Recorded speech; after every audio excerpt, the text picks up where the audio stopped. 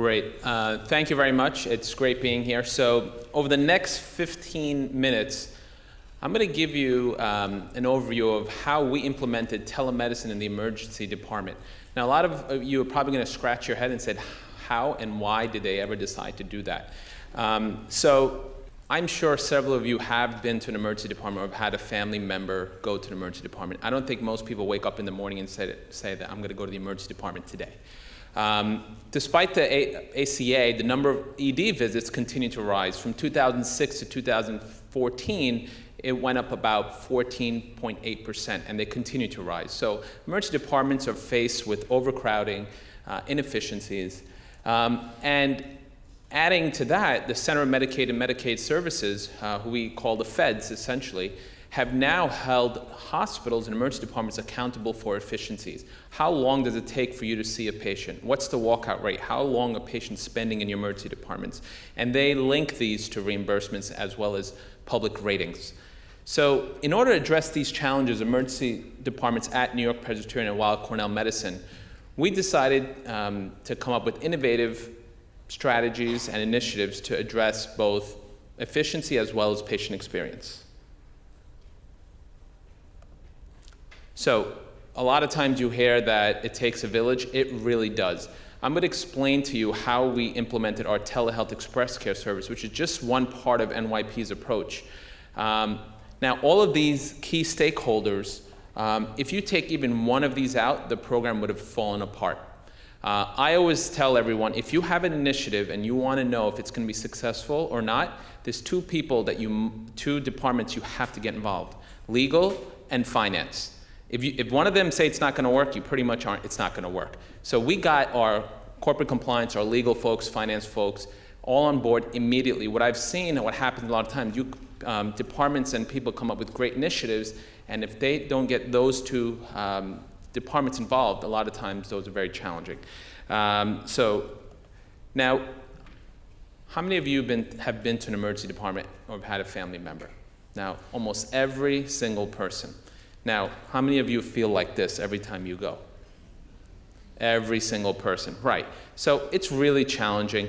And most importantly, if you go to the emergency department for a low acuity complaint, a non-life-threatening complaint, I'm not talking about strokes, chest pain, sepsis. I'm talking about maybe a sprained ankle, maybe a wound check, maybe you have a rash, maybe you have flu-like symptoms, those kind of things. You go to an emergency department and then you end up spending 2 to 3 hours, which you know could have taken way less. And that's what we decided to do at New York Presbyterian. We developed and implemented the Emergency Department Express Care Service. It's one of the first ED-based telehealth express care services in the nation. Patients that present to our emergency department now with low acuity complaints. Now I want to emphasize, this is not for your serious patients, your serious complaints. This isn't the critical patients. They now actually have an option when they come to our emergency department to go the traditional route by being seen in our emergency department in person, or they can opt for a telehealth visit. And I'll explain how this works. In order to do this, you got to make sure that you're doing this in an EMTALA compliant fashion. EMTALA basically is a federal law that requires you to make sure that you can't turn patients away and you have to screen them for an emergency medical condition. So they need a medical screening exam.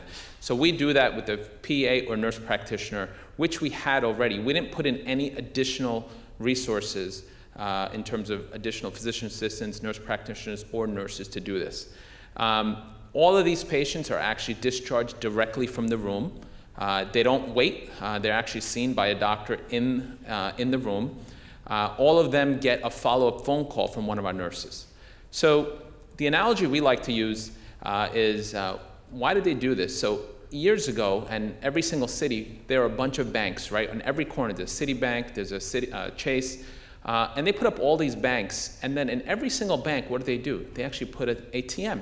And when they did this, people said, why would you ever go to an ATM when you could go to the bank teller? And I want to ask, when was the last time you actually went to a bank teller for cash? You don't. You actually go if you need a certified check, if you have a question, or if you have a lot of free time on your hand. So, and we do have a few of those people that come to the emergency department. So So there were 3 goals. In order to do this, you had to have rapid assessment of patients. They had to be seen in a timely manner. But the thing that we wanted to address the most is you cannot compromise your quality standards. It just takes 1 or 2 cases to go bad, and that would shut down the entire program. And finally, the most important, did the patients like it or not? This wasn't, you don't just walk into a room and into the emergency department and we throw you in a room and get you discharged. You have to have the same exact quality standards that you have for all of the other patients. So this is a flow diagram, and I'm sure there will be more questions, and we'll have some questions at the end. So you come to the emergency department and you get triage, and you have a low acuity complaint, which we call an ESI 4 or 5, Emergency Severity Index. You have a medical screening exam done by a PA or nurse practitioner who's in triage, and we do that for all of our patients. Then you offer the patient an express care visit. Say, would you like to actually be seen by one of our doctors in a room? It typically takes about 2 to 2.5 hours, but on average, it's about 35 to 40 minutes. Would you like to do this? If they agree, they're seen in the room and directly discharged from the room. If they need an x-ray or something else, the PA nurse practitioner could order it, or we could order it right before they go in the room, and the patient's directly discharged.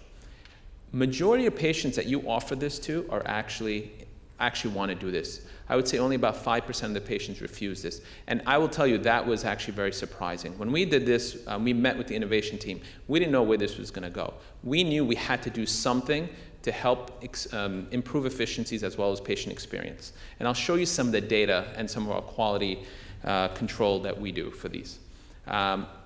So this slide's about the data is a little old, but we just crossed 4,000 patients this week. So we've seen 4,000 patients. They've had a 75% reduction in length of stay. 39 minutes. Imagine you come to the emergency department and you're out in 39 minutes. And this is a real 39 minutes. This is not, we're not fudging the numbers here. Typically, if you go to our low acuity area, it could be anywhere from 2 to 2.5 hours. Now, the most important thing is that our patients absolutely love it. Our patient satisfaction is greater than 90th percentile. So now, look at, this is a picture of what our room looks like. You're in a room, you're talking to the doctor in a private setting, it's comfortable, versus being in a noisy hallway in one of our fantastic New York City emergency departments. They are fantastic, I promise you. So I will tell you, from a provider standpoint, I actually do these shifts. It is a very intimate, personal experience. Patients absolutely love this.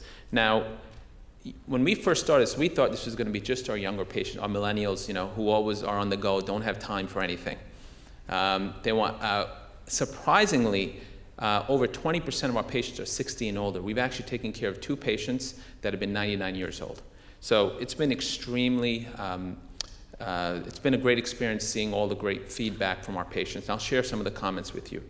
Now, as I said before, while it sounds cool having a telehealth visit, are you maintaining the highest quality standards? And we are. We look at revisit rates to the emergency department. So one quality standard that many places use, and some people feel it doesn't really say much, but we felt that it was important to actually have some measurable outcome, is what percentage of these patients actually come back unplanned within 72 hours.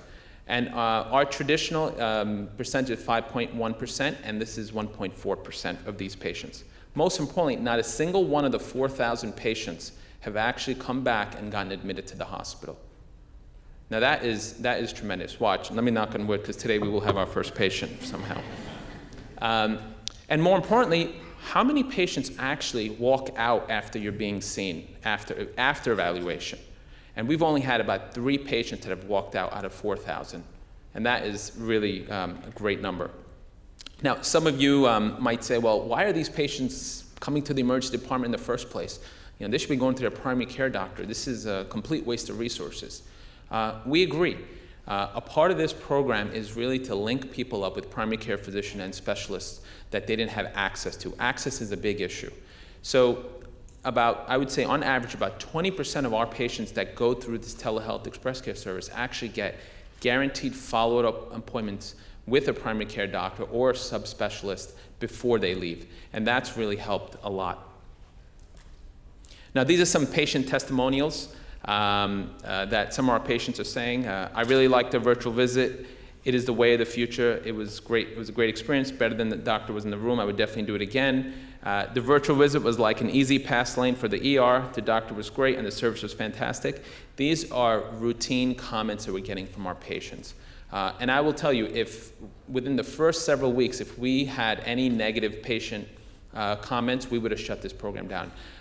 It's really very patient friendly. And I will tell you from the provider standpoint, clinician standpoint, it actually has contributed significantly to our wellness and burnout of our faculty.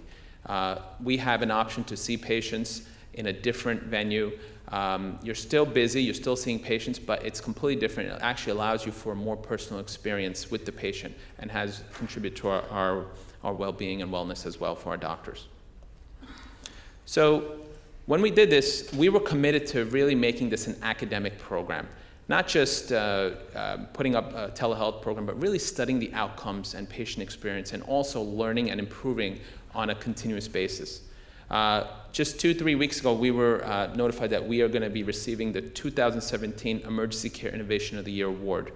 It's one award given to one institution in the country and will be acknowledged at the American College of Emergency Physicians next week. That highlights how important this is. And other health systems are actually reaching out to us on a regular basis.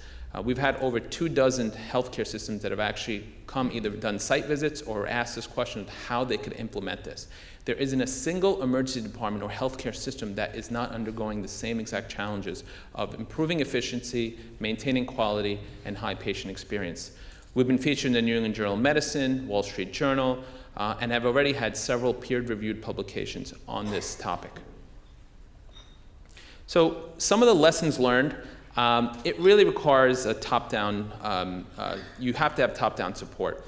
The providers that are the frontline folks have to feel that they have an open line of communication with leadership, not only within the department, but at the institution. You have to have senior leadership engagement. Our CEO of New York Presbyterian, Dr. Corwin, and our Chief Information Officer, as well as our Chief Transformation Officer, are all committed to telemedicine and telehealth. If we didn't have their commitment, this would absolutely not happen. Dr. Corwin wants 100,000 visits to be telehealth virtual visits by next year at the healthcare system, and we're committed to doing that. Whenever anyone calls me and asks me, I said, is your CEO, your Chief Medical Officer, on board? If they're not, this is not going to happen. You cannot just do it on a department level. You have to have a dedicated provider. Our doctors aren't working in more than one, they're not working in the ER, they're actually in a room taking care of patients on more than one site.